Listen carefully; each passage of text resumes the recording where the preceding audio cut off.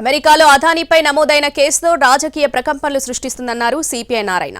ఈ కేసుతో మోదీ ప్రభుత్వంతో పాటు ఆంధ్రప్రదేశ్కు కూడా లింకులున్నాయన్నారు. ఈ కేసులో చర్యలు తీసుకోకుండా అమెరికాపై మోడీ ఒత్తిడి తెస్తే భారత ప్రభుత్వానికి చెడ్డ పేరు వస్తుందన్నారు నారాయణ.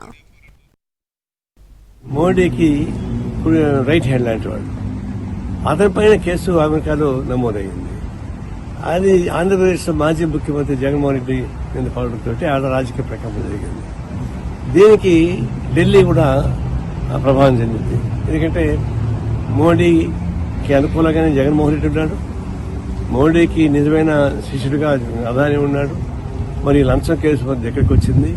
ఇదన్నీ చూడబోతే అమెరికా నుంచి ఆంధ్రప్రదేశ్ నుంచి భారతదేశం మొత్తం మీదుగా ఒక ప్రకంపన సృష్టించేటట్టు రూట్ కాజు అమెరికా అయిపోయింది. దీన్ని అమెరికన్ గవర్నమెంట్ దీని మీద చర్యలు తీసుకోవాలి. మరి అమెరికన్ గవర్నమెంట్ తీసుకుంటుందా? తీసుకోవడానికి ఏమైనా మోడీ అడ్డం పడతాడా, లేకపోతే దీని మీద కలిసి చూస్తుందా లేదు చూడాలి. అదాని మోడీకి రైట్ హ్యాండ్ లాంటి వాడు, అతనిపైన కేసు అమెరికాలో నమోదైంది. అది ఆంధ్రప్రదేశ్ మాజీ ముఖ్యమంత్రి జగన్మోహన్ రెడ్డి మీద పడడంతో ఆడ రాజకీయ ప్రకంపన జరిగింది. దీనికి ఢిల్లీ కూడా